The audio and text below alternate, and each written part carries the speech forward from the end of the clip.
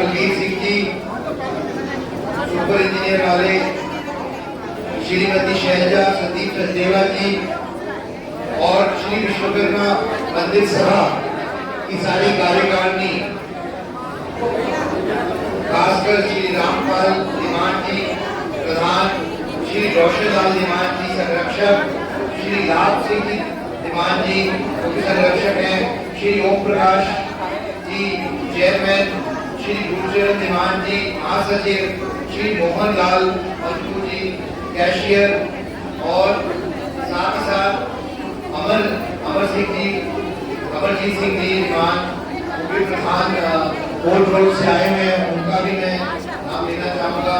और बहुत से पुराने साथी हैं, मैं सबका नाम तो नहीं ले सकता, बहुत से लोग दिख रहे हैं, विनोद धीमान भी बैठे हैं हमारे साथी, लेकिन मैं किसी का नाम रह गया और क्षमा प्रार्थी हूँ।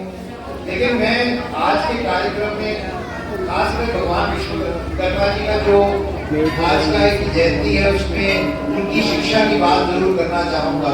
उनसे क्या सीखना चाहिए और कैसे सीखना चाहिए, खासकर युवा पीढ़ी को उनकी बात करना चाहूंगा।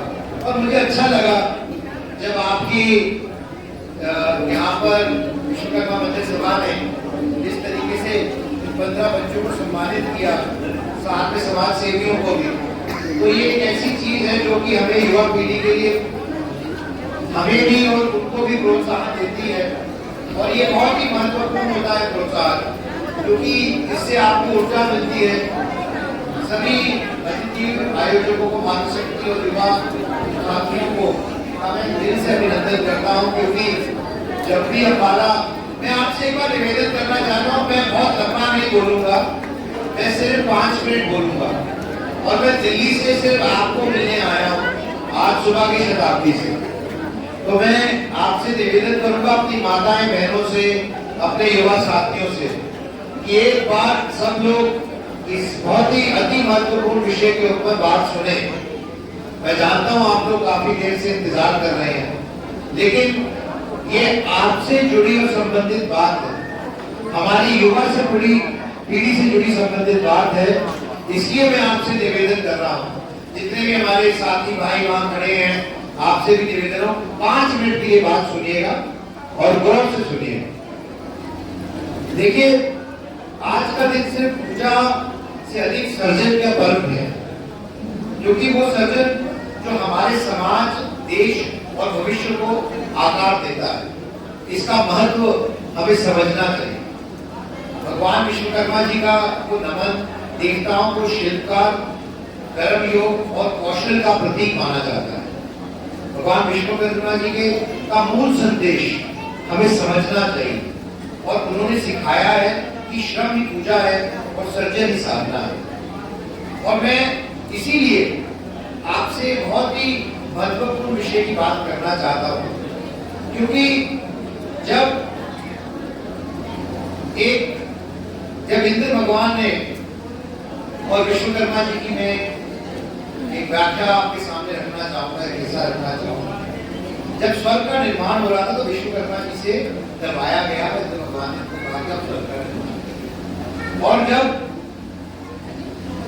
ये महल देखकर इंद्र भगवान को अपने गर्व से कहा कि ये मेरी शक्ति का परिणाम है, तो विश्वकर्मा जी बोले, मैं तो मात्र साधन हूं, सृजन की प्रेरणा ऊपर वाले से आती है। तभी विष्णु जी भगवान प्रकट हुए और कहा कि जहां अहंकार है वहां सृजन टिकता नहीं है, जहां विनम्रता है वही कर्म आता है। तो सबसे बड़ी बात सीख ये है कि सृजन में हमेशा विनम्रता होनी चाहिए और आभार होना चाहिए, अहंकार नहीं। ये उनकी शिक्षा है जो हम सबको याद रखनी चाहिए, और खासकर युवा पीढ़ी को याद रखना चाहिए। और आधुनिक युग में भी वही भगवान का किस तरह से आगे बदलाव आया है, उसी का कैसे हमें आगे लेके चलना है, उनकी शिक्षा को आज के दिन में, आज की तकनीक में, आज के संदर्भ में, ये बहुत ही महत्वपूर्ण है। और जो प्रधानमंत्री जी द्वारा विश्वकर्मा योजना शुरू की गई है, वो मोदी जी का ये योजना एक हर कारीगर और शिल्पकार को सम्मानित और सम्मान देने की योजना है। उन्होंने प्रशिक्षण, आधुनिक उपकरण और आर्थिक सहयोग के माध्यम से समाज को मदद करने की योजना बनाई है। ये वही भावना है जो विश्वकर्मा जी ने दी थी, उसी भावना को आगे बढ़ाने का काम कर रहे हैं।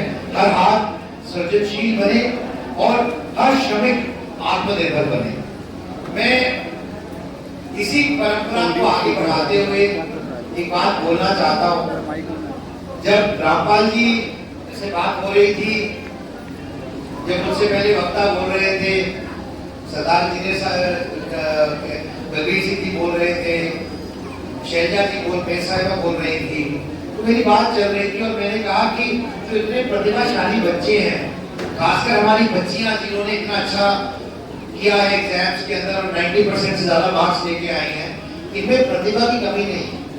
प्रतिभा है, अगर कमी है तो मौकों की, और वो मौके सरकार अपनी तरफ से प्रयासरत है, केंद्र सरकार भी और राज्य सरकार भी, हर प्रकार से, कि बच्चों को ज्यादा से ज्यादा अवसर मिले, मौके मिले। और चाहे मनोहर लाल जी की बात करूं या श्री नैब सिंह सैनी जी की बात करूं, दोनों ने अपने अपने कार्यकाल के अंदर ऐसे अनेकों मौके पैदा करने का प्रयास किया है कि बच्चों को नौकरियां मिल सके। लेकिन नौकरियां सिर्फ मांगनी नहीं, देनी भी है, और हर एक बच्चे को सरकारी नौकरी नहीं मिल सकती, ये भी तय है। हर बच्चा डॉक्टर इंजीनियर भी बन सकता है, ये भी तय है। लेकिन हर बच्चे को नौकरी मिलनी चाहिए, ऐसी व्यवस्था सरकार भी बनाए और समाज का भी काम है कि ऐसी व्यवस्था के अंदर योगदान दे। तो हम दुनिया का सबसे युवा देश है, सबसे ज्यादा युवा हमारे देश में और प्रदेश में है। 65% आबादी 35 साल से कम उम्र की है, तो उनकी चिंता करना भी हमारा काम है।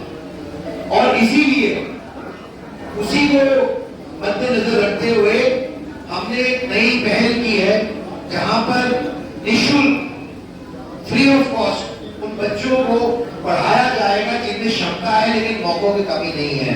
चाहे वो यूपीएससी की तैयारी करें, चाहे वो एसएससी की तैयारी करें, चाहे वो टीजीटी की तैयारी करें, चाहे डिफेंस के एग्जाम की तैयारी करें, चाहे वो किसी भी ऐसे एग्जाम की तैयारी करें जिसके लिए उनको प्रशिक्षण की जरूरत है।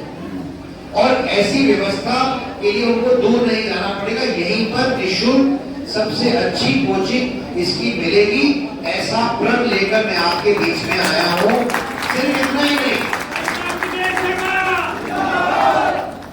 मैं ये भी मानता हूं कि आधुनिकता और तकनीक हमारे लिए आने वाले समय के लिए एक ऐसा विषय है जिसके ऊपर हमें काम करने की जरूरत है, ताकि हम अपने बच्चों को अच्छा भविष्य दे सकें और मौके दे सकें। और इसी के चलते मेरा ऐसा मानना है कि परंपरा और तकनीक का संगम इस ज्ञान गंगा केंद्र के द्वारा होगा। और ये ज्ञान गंगा केंद्र ऐसे धार्मिक स्थानों पर भी बन सकता है। मैंने अभी एक ऑफर दी है माननीय अध्यक्ष जी को कि अगर आप मुझे एक कमरा यहाँ मुहैया कराएंगे, क्योंकि ये मेरा घर है, आप मेरा परिवार हो, और जिस तरह का प्यार आशीर्वाद आपसे मिलता है, मैं समझता हूँ ये मेरी ड्यूटी है कि सबसे पहले शुरुआत यहाँ से हो, मेरे घर से हो, अम्बाला शहर से हो। और मैं आपसे निवेदन करता हूँ, और अम्बाला के लिए कोई लिमिट नहीं है, जितनी स्मार्ट क्लासेस चाहिए उतनी मिलेगी। आपको सिर्फ एक कमरा मुहैया कराना है, उसके अंदर स्मार्ट क्लास लगाना, उसका संचालन करना, वो हमारी जिम्मेदारी है। और मेरी आपसे विनती ये है कि जो बच्चे तो सक्षम हैं, जो परिवार सक्षम है, वो अपने बच्चों को पढ़ा लेते हैं, प्राइवेट कोचिंग क्लास दे देते हैं। लेकिन जो हमारे भाई बहन सक्षम नहीं है या पैसे से कमजोर हैं, उनके लिए प्राथमिकता होनी चाहिए इसके द्वारा। ये नहीं कह रहे कि कोई भी बच्चा आ नहीं सकता है, 36 बिरादरी के सारे बच्चे आर वेलकम, सब आ सकते हैं, सबका स्वागत है। लेकिन प्राथमिकता उनके लिए होनी चाहिए जिनको सबसे ज्यादा जरूरत है। जब पंक्ति में खड़ा आखिरी व्यक्ति है, जिसको कहीं ना कहीं वंचित है और उसको सबसे ज्यादा जरूरत है, उनका चयन करके उनको लाना, ये आप सबकी जिम्मेदारी है। ऐसा मैं आपसे भरोसा दिला के जाता हूँ कि आप सिर्फ इतना काम करिए कि 20 से 25 ऐसे बच्चों को का चयन करके उनको लाइए, उनको पढ़ाना, उनकी क्लासेस दिलाना और उनको आगे बढ़ाने की जिम्मेवारी हमारी है। जैसे मैंने कहा, सरकारें अपना काम कर रही है, करती रहेगी, चाहे केंद्र सरकार हो चाहे राज्य सरकार हो। हमें समाज को भी अपनी तरफ से इस यज्ञ के अंदर अपनी आहुति डालनी है और अपना योगदान देना है, ताकि हमारे इलाके से भी हमारे बच्चे निकल सके, कोई आईएएस अफसर बन सके, कोई आईपीएस बन सके, कोई एचसीएस बन सके, कोई अच्छी नौकरी पा सके, और सबसे जरूरी नौकरी मांगे नहीं, नौकरी देने वाले भी बने। ऐसी व्यवस्था बनानी है। तो मैं आपसे यही निवेदन करना चाहता हूं कि भगवान विश्वकर्मा जी के आज इस पावन दिन के ऊपर एक संकल्प लें कि जहां परंपरा और तकनीक का संगम होता है वह ज्ञान गंगा केंद्र है। और मेरे को दिली निजी खुशी होगी कि जब मैं आपके पास यहाँ अगली बार आऊं तो यहाँ का सेंटर चल रहा हो और उनमें से कम 20-25 बच्चे पढ़ रहे हो, और उन बच्चों का चयन करके इन बच्चों में से भी सुपर 100 सिलेक्ट किया जाएगा, जिनको और आगे पढ़ाने के लिए ले जाने के लिए एक असेसमेंट एग्जाम होगा, जिस बच्चे में क्षमता है।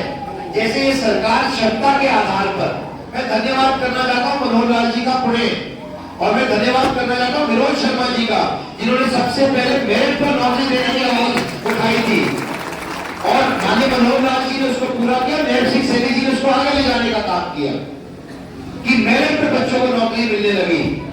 नहीं तो पहले भेदभाव करते थे क्षेत्र के हिसाब से। अब उसी व्यवस्था को आगे बढ़ाते हुए हमें ऐसी व्यवस्था बनानी है। तो अध्यक्ष जी, आपसे निवेदन है, एक कमरा आप दीजिए, बाकी जिम्मेवारी हमारी है। मैं एक और चीज का उल्लेख करना चाहता हूं, क्योंकि तकनीक की बात हो रही है और तकनीक से हमें और सीखना चाहिए, और उसका फायदा हमारी मातृशक्ति को कैसे मिल सके। हमारी बहनें माताएं, प्रधानमंत्री जी ने अपने 75वें जन्मदिन पर इस बात का अपने उद्बोधन में कहा था कि अगर महिला माता सुरक्षित है, सक्षम है, सामर्थ है, तो परिवार सुरक्षित है, सामर्थ है। तो जब तक हमारी माताएं बहनें नहीं सुरक्षित रहेंगी, सामर्थ रहेंगी, स्वस्थ रहेंगी, तब तक समाज नहीं बढ़ सकता, घर नहीं बढ़ सकता। तो इसीलिए हमने एक नमो शक्ति रथ के नाम से माननीय प्रधानमंत्री जी के 75वें जन्मदिन पर इसकी शुरुआत की है। और ये रथ पूरे अम्बाला क्षेत्र में इस मंशा से आपके बीच में जा रहा है, जहां वोकल फॉर लोकल को यूज करते हुए made in India, make in India की एआई टेक्नोलॉजी से जो ब्रेस्ट कैंसर का दुनिया का सबसे बड़ा स्कैनिंग और स्क्रीनिंग का कार्यक्रम शुरू हो रहा है, अम्बाला के शहर से हो चुका है, जिसमें अब तक लगभग 3000 से ज्यादा महिलाओं के स्कैनिंग हो चुकी है। और हमने प्रण लिया है, संकल्प लिया है कि जब तक हमारे क्षेत्र और प्रदेश की एक महिला तक ये फैसिलिटी नहीं पहुंचेगी, हम चैन से नहीं बैठेंगे, ताकि इसमें हमारी हजारों माताएं बहनें जिनको ये गंभीर बीमारी है वो इससे बच सके और अपना इलाज करा सके। क्योंकि हमारे देश में एक ऐसे प्रधानमंत्री हैं, यशस्वी प्रधानमंत्री हैं, जिन्होंने 5 लाख रुपए का बीमा प्रत्येक व्यक्ति को आयुष्मान भारत के अंदर देने का काम किया है। और ऐसी गंभीर बीमारियों का अगर समय से पता लग जाए तो उनका जड़ से इलाज किया जा सकता है। तो मैं आप सबसे भी निवेदन करूंगा, अपने युवा साथियों भाइयों से निवेदन करूंगा, अपनी पूरी युवा टीम से निवेदन करूंगा कि आप सब व्यवस्थित होकर ये कार्यक्रम को, इस कैंप को, जो कि रोज लगेगा हमारे किसी एक इलाके में, किसी गांव में, हमारी बहनें और माताओं तक पहुंचाने का काम करें। जो मेरे युवा साथी हैं, माताएं बहनें हैं, उनसे भी मैं निवेदन करूंगा कि कहीं ना कहीं इस कार्यक्रम से जुड़िए, ताकि हम अपनी माताओं और बहनों की स्वास्थ्य की चिंता कर सकें और ये जो गंभीर समस्याएं हैं इनका इलाज करा सके समय से। अगर समय पे इनका इलाज हुए, क्योंकि मैं खुद भुगत भोगी रह चुका हूँ, मेरी बड़ी बहन को भी ये दिक्कत थी, वो भी डॉक्टर थी, तो इसका बीमारी का पता नहीं लगता है। अगर इसका सही समय पे पता लग जाए तो हमारी हजारों लाखों बहनों की जान बच सकती है, माताओं की जान बच सकती है। ये निवेदन मैं आप सबसे करके जा रहा हूँ आज के इस पावन दिन के ऊपर कि ये 2 कार्यक्रम कि मैं अपने घर में आया हूँ, अपने परिवार में आया हूँ, और अपने लोगों से अपील करना चाहता हूं, अपने परिवार से, कि दोनों कार्यक्रम के अंदर बढ़ चढ़ के हिस्सा लीजिए ताकि हम अपना जो दायित्व बनता है वो पूरा कर सके। बहुत बहुत धन्यवाद। पूरे भगवान विश्वकर्मा जी की जयंती पे आपको बहुत बहुत बधाई।